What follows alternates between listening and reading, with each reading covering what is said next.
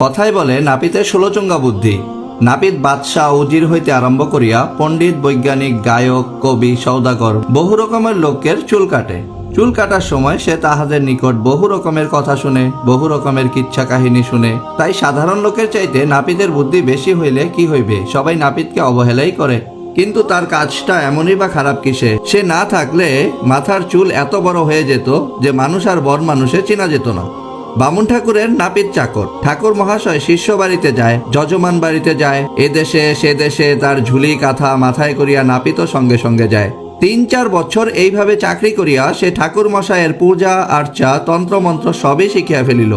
কেহ কোনো অপরাধ করিলে তাহার প্রায়শ্চিত্তের কি কি বিধান দিতে হইবে, কোন দিন কোন মাসে কি খাইতে হইবে, সকলেই সে জানিয়া ফেলিল। সে মনে মনে ভাবে, দেখ রে, আমি কেন দেশে দেশে এই বামুন ঠাকুরের বোচকা কাঁথা মাথায় করিয়া ঘুরি? ইচ্ছা করিলে আমি তো বিদেশে যাইয়া লোকের পূজা আর্চা করিয়া বেশ 2 পয়সা উপার্জন করতে পারি। বিদেশে কে কাহাকে চিনবে? আমাকে চাকর বলিয়া সকলে তুচ্ছ তাচ্ছিল্য করে, আর যখন জানতে পারে আমি জাতিতে নাপিত, তখন আমাকে লইয়া কত ঠাট্টাই না করে। কিন্তু আমার তো বুদ্ধি আছে, এই বুদ্ধির জোরে আমি বিদেশে যাইয়া ব্রাহ্মণ হইয়া সকল জাতির সম্মান পাইব। সত্য সত্যি একদিন সে মাথা হইতে ঠাস করিয়া মাথার বোঝাটা নামাইয়া ঠাকুর মহাশয়কে বলিল, ঠাকুর মহাশয়, আপনার চাকরি আমি আর করব না, এই রইল আপনার গাট্টি বোচকা, আমাকে বিদায় দিন। ঠাকুর মহাশয় তো আকাশ হইতে পড়িলেন, কেন রে, তুই চাকরি করবি না কেন? নাপিত বলিল, আজ 3-4 বছর আপনার গাট্টি বোচকা মাথায় করিয়া দেশে দেশে ঘুরিতেছি, আপনি মাসে 8 টাকা মাত্র বেতন দেন, আমি এই চাকরি আর করব না। কতদিনের বিশ্বাসী চাকর, কার ছাড়িতে প্রাণ চায়? ঠাকুর মহাশয় বলিলেন, আচ্ছা দেখ, তোর বেতন না হয় আরো 2 টাকা বাড়াইয়া দিব। 2 টাকার আর কি লোভ দেখান ঠাকুর মশাই? আপনি দেশে বিদেশে যেই সব তন্ত্রমন্ত্র পড়িয়া পূজা আর্চা করেন, আমি তার সবই শিখিয়া ফেলিয়াছি। আমি নিজেই এখন বামুন সাজিয়া দেশে দেশে গাওয়াল করিব, আপনার মতো আমিও বহু টাকা কামাই করিব। বিদেশে কে বামুন, কে নাপিত, কার কে খোঁজ রাখে? সত্যই নাপিত বামুনের চাকরি ছাড়িয়া গলায় একটি পৈতা ঝুলাইয়া একখানা পুরানো নামাবলী গায়ে দিয়া এদেশ হইতে আর এক দেশ যাইয়া উপস্থিত হইল।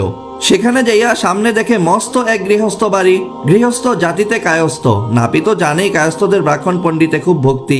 তখন সন্ধ্যা হইয়াছে। বাড়ির সামনে যাইয়া বামুন বেশি নাপিত বলল, দেখুন, আমি একজন বিদেশি ব্রাহ্মণ, আজিকার মতো আপনাদের এখানে থাকিতে চাই।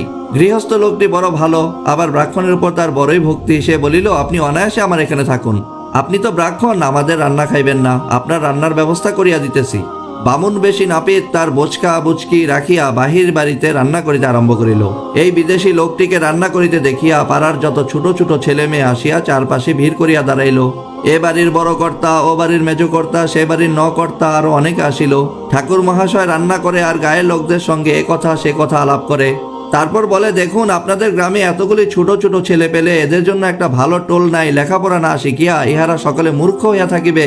গায়ের প্রধান উত্তর করেন, দেখুন, এই অজপাড়া গায়ে একজন ভালো বামুন পণ্ডিত নাই, এখানে কি করিয়া টোল খুলিব?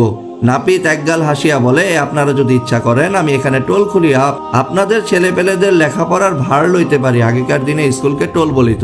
গ্রামের মোড়ল যেন আসমানের চাঁদ হাতে পাইলেন। তিনি বলিলেন, বিলক্ষণ, আপনার মতো পণ্ডিত ব্যক্তি যদি ছোট ছেলে পেলেদের পড়ানোর ভার নেন, তবে কাল হইতে আমরাই এখানে টোল খুলিতে পারি। গ্রামের লোকেরা অতি উৎসাহে সারা রাত জাগিয়া টোলের ঘর তৈরি করিল। পরদিন সকাল হইতে নাপিত ছেলেদের পড়াইতে আরম্ভ করিল। ছোট ছোট ছেলে পেলে কি আর এমন কঠিন পড়া? কখর বইও পড়ে নাই। নাপিতের তো বর্ণ পরিচয় পড়াই ছিল। এদের পড়াইতে নাপিতের একটুও বেগ পাইতে হইল না। শোনাশুন নাপিতের প্রশংসা নানা গ্রামে ছড়াইয়া পড়িল। এমন পণ্ডিত কোনো দেশেই দেখা যায় না। 7 শাস্ত্র তার মুখের মধ্যে পড়া। দেশে নানা রকমের আচার পদ্ধতি, নিয়ম কানুন, কুলাচার, লোকাচার, দেশাচার, এগুলির পানটুকু হইতে চুনটুকু খসিবার উপায় নাই। কেউ যদি সেই সব নিয়মের এতটুকু ভঙ্গ করে, অমনি ব্রাহ্মণ পণ্ডিতের কাছে ছুটিয়া যায়। তাকে জিজ্ঞাসা করে কি করিলে সেই অপরাধ হইতে মুক্ত হওয়া যায়। আর ব্রাহ্মণ পণ্ডিতেরা এরূপ অবস্থায় কত শাস্ত্র ঘাটিয়া, বেদ বেদান্ত উল্টাইয়া পাল্টাইয়া, কত অনুস্বর বিসর্গ শ্লোক আউড়াইয়া সামান্য অপরাধের জন্য বড় বড় প্রায়শ্চিত্তের ফল দেন। তাহা পালন করিতে অপরাধের জীবন অন্ত। কিন্তু নাপিত বেশি পণ্ডিত অত বড় পুঁথি ঘাটে না। সে যাহা বিধান দেয় অশিক্ষিত গ্রামবাসীরা সহজেই তাহা পালন করিতে পারে। কেহ আসিয়া বলিল, ঠাকুর মশাই, আজ আমি গঙ্গা স্নান না করিয়াই 2টা সবরি কলা খাইয়া ফেলিয়াছি, আমার কি হইবে? নাপিত তৎক্ষণাৎ উত্তর দেয়, 8 হালি সবরি কলা আনিয়া এই ব্রাহ্মণকে উপহার দাও, তোমার কোনো অপরাধ হইবে না। আর একজন বলে, আজ রাতে স্বপ্ন দেখিয়াছি আমি রসগোল্লা খাইতেছি, ঘুমে খাওয়া তো অন্যায়, আমাকে কি করিতে হইবে? নাপিত উত্তর করে, বিশেষ কিছুই করিতে হইবে না, 5.25 রসগোল্লা আমার কাছে আনিয়া দাও, আমি মন্ত্র পড়িয়া তোমার সকল অপরাধ খণ্ডন করিয়া দিব। লোকটি খুশি হইয়া 5.25 রসগোল্লা লইয়া আসে। এইভাবে এটা ওটা ভেট পাইয়া নাপিতের দিন খুব সুখেই কাটিতে লাগিল। সেই দেশে ছিল একজন কুলীন ব্রাহ্মণ, তার দুইটি মেয়ে, বিবাহের বয়স হয়েছে, কিন্তু কুলীন ব্রাহ্মণের মেয়ের বিবাহে বরকে অনেক টাকা দিতে হয়। মেয়ের বাপ গরিব বলি এতদিনেও মেয়ে দুইটির বিবাহ দিতে পারে নাই। সেদিন ব্রাহ্মণের স্ত্রী বলিতেছেন, বলি ঠাকুর মশাই, তোমার চোখের কি মাথা খাইয়াছ? ব্রাহ্মণ জিজ্ঞাসা করিলেন, কেন, কি হইয়াছে? গৃহিণী ঝংকার দিয়ে উত্তর করেন, ওদিকে মেয়ে দুটি যে কলা গাছের মতো বাড়িয়া উঠিল, এদের বিবাহের বন্দোবস্ত করিবে না? ব্রাহ্মণ উত্তর করেন, কি করিয়া করিব? আশেপাশের গ্রামে ব্রাহ্মণ যুবক নাই, কার সঙ্গে মেয়ের বিবাহের জোগাড় করিব? ব্রাহ্মণী বলেন, তোমার চোখে কি ঢেলা পড়িয়াছে? শুনিয়াছি গ্রামের টোলে যে নতুন পণ্ডিত মহাশয় আসিয়াছেন, তিনি বিবাহ করেন নাই, তার সঙ্গে মেয়ের বিবাহের প্রস্তাব করো না কেন? ব্রাহ্মণ উত্তর করিলেন, এ অতি উত্তম প্রস্তাব, কালই দুপুরে যাইয়া আমি টোলের পণ্ডিত মহাশয়ের সঙ্গে দেখা করিব। পরদিন সত্য সত্যই ব্রাহ্মণ দুপুরবেলা নাপিতের টোলে আসিয়া উপস্থিত হইলেন। দেশি একজন ব্রাহ্মণকে দেখিয়া নাপিত মনে মনে প্রমাদ গুনিল, না জানি কোন কঠিন শাস্ত্রের ব্যাখ্যা করিতে পারে নাই, তাই আমার কাছে সাহায্য চাহিতে আসিয়াছে। হায় হায় রে, আজি বুঝি ধরা পড়িয়া যাই। ব্রাহ্মণ নাপিতকে শুভ সম্ভাষণ জানাইয়া বলিলেন, দেখুন, একটা হাতি যদি কাদায় পড়ে আর একটা হাতি দিয়া তাকে ডাঙায় তুলিতে হয়, একটা জাহাজ যদি বালুর চরে আটকা পড়ে আর একখানা জাহাজ দিয়েই তাহাকে টানিয়া জলে নামাইতে হয়। আমি ব্রাহ্মণ, আপনিও ব্রাহ্মণ, আমার বিপদে আপনি শুধু আমাকে সাহায্য করিতে পারেন। শুনিয়া নাপিতের মুখ আরো শুকাইয়া গেল। এইবার বুঝি ব্রাহ্মণ কোনো কঠিন প্রশ্ন জিজ্ঞাসা করেন।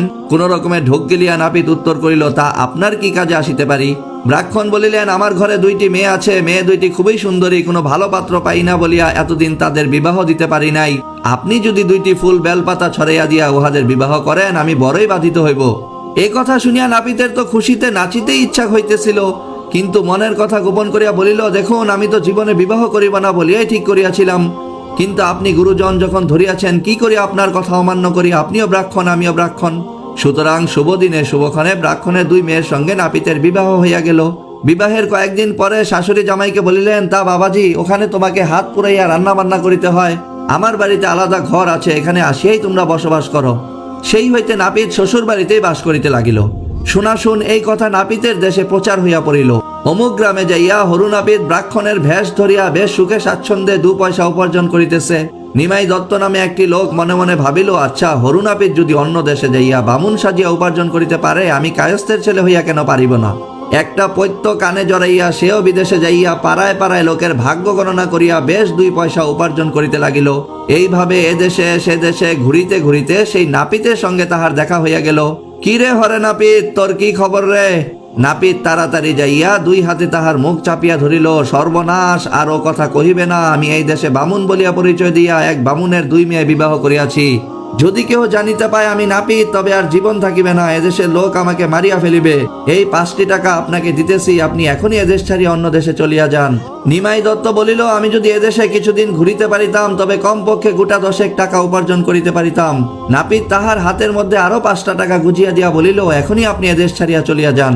টাকা পাইয়া নিমাই দত্ত উত্তর করিল, সে কি আর বলিতে, আমি এখনই চলিয়া যাইতেছি, তবে তোমার বউ দুইটি কেমন বলিলে না তো? নাপিত বলিল, তাহারা দুজনেই সুন্দরী, তবে বড় বউকে আমি তত আদর করি না, কিন্তু ছোটটিকে আমি অনেক গহনা শাড়ি কিনিয়া দিয়াছি। নাপিতের নিকট হইতে বিদায় লইয়া নিমাই দত্ত ভাবিল, দেখ রে, এত দূরে যখন আসিলাম, নাপিতের বউ দুইটি দেখিয়া যাইব না কেন? নিমাই দত্ত খোঁজ খবর লইয়া নাপিতের শ্বশুর বাড়ি যাইয়া উপস্থিত। মা ঠাকরুনরা, আপনারা গুণাপড়া করাইবেন? কথা শুনিবা মাত্র বাড়ির ছেলে পেলে জোয়ান বুড়ো সকলে মিলিয়া মৌমাছি চাকের মতো নিমাই দত্তকে ঘিরিয়া দাঁড়াইল। এ বলে আমার হাত দেখো, ও বলে আমার হাত দেখো।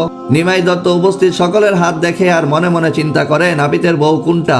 নাপিত আগেই বলিয়া দিয়াছিল, তাহারা দুইজনেই দেখতে খুব সুন্দরী, বড় বোনের চাইতে ছোট বোনকে সে গহনা দিয়াছে বেশি, আর তাহারা যখন ওর বোন, তখন দেখিতে কতকটা একই রকম হইবে। নিমাই দত্ত সকলের ভাগ্য গণনা করে আর উপস্থিত মেয়েদের দিকে চায়। হঠাৎ সে দেখিতে পাইল 2টি মেয়ে একই রকমের দেখিতে, আর বড়জনের গায়ে তেমন অলঙ্কার পত্র নাই, ছোট জনের গায়ে অষ্ট অলঙ্কার ঝলমল করিতেছে। তখন নিমাই দত্ত বড় মেয়েটির দিকে চাহিয়া বলিল, আহা হা, এই মেয়েটি সতীনের ঘরে পড়িয়াছে রে। এ তো সত্য কথাই। সকলে তাজ্জব বনিল। নিমাই দত্ত আবার বলিল, এই মেয়েটির সতীন আবার তার নিজের বোন। আহা হা, মেয়েটির স্বামী আবার তাকে ভালোবাসে না। ইহাও তো পাড়ার লোকেরা জানে। তাহারা আরো তাজ্জব হইল। বড় জবরদস্ত গণক ঠাকুর রে, হাত না দেখিয়াই গণাপাড়া করিতে পারে রে। শত হইল মায়ের প্রাণ। নাপিতের শাশুড়ি মেয়েটির হাত ধরিয়া আনিয়া গণক ঠাকুরের সামনে দাঁড়াইল। বাবা, দেখুন তো কি হইলে জামাইয়ের মন আমার মেয়েটির উপর পড়িবে। নিমাই দত্ত অনেকক্ষণ ধ্যান ধরিয়া থাকিয়া বলিল, আমি এই মেয়েটিকে একটি মন্ত্র গোপনে বলিয়া দিয়া যাইব। সেই মন্ত্র পড়িলেই জামাইয়ের মন এই মেয়েটির প্রতি প্রসন্ন হইবে, কিন্তু সেই জন্য আমাকে 5 শিকার পয়সা দিতে হইবে। মেয়ের মা তৎক্ষণাৎ গণক ঠাকুরকে 5 শিকার পয়সা আনিয়া দিল। তখন সে মেয়েটিকে আড়ালে ডাকিয়া লইয়া একটা মন্ত্র শিখাইয়া দিল আর বলিল, তোমার স্বামী আজ যখন বাড়ি আসিবে তখন যেমন করিয়াই হোক তাহাকে রাগাইয়া দিবে। রাগ করিয়া সে যখন তোমাকে মারিতে আসিবে তখন নাপিত যেমন এক হাতের তেলের উপর খুর ঘষিয়া ধার দেয়, তাহার অনুকরণ করিয়া এক হাতের তেলের উপর অপর হাত ঘষিবে আর এই মন্ত্র পড়িবে।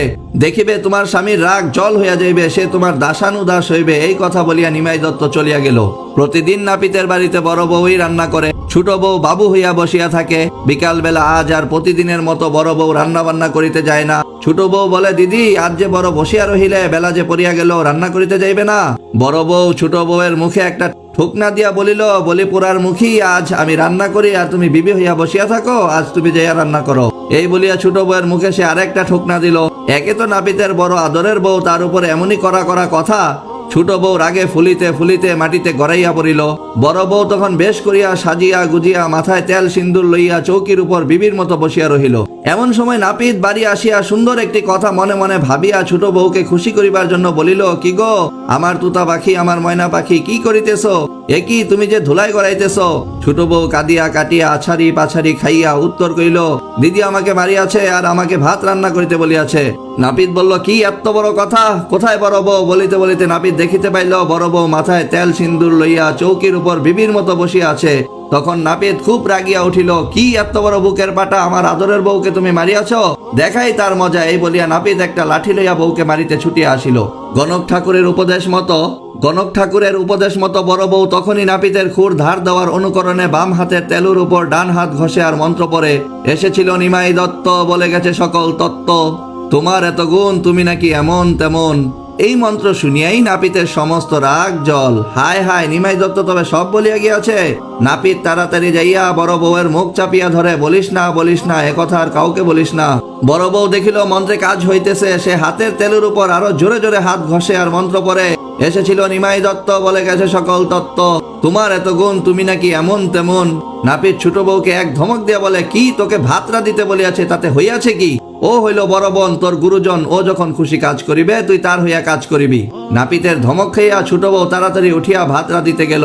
সেই হইতে নাপিত বড় বউয়ের প্রতি বড়ই মনোযোগী। যদিবা নাপিত বড় বউয়ের উপর মনের ভুলে কখনো রাগ করিয়া উঠে, তখনই বড় বউ মন্ত্র পড়ে, এসেছিল নিমাই দত্ত, বলে গেছে সকল তত্ত্ব, তোমার এত গুণ, তুমি নাকি এমন তেমন। এই মন্ত্র পড়ে আর খুর ধার দেওয়ার অনুকরণে এক হাতের তেলের উপর আরেক হাত ঘষে। নাপিতের রাগ অমনি জল হইয়া যায়। আরো মজার মজার গল্প পেতে পেজটিকে ফলো দিয়ে রাখুন। ধন্যবাদ।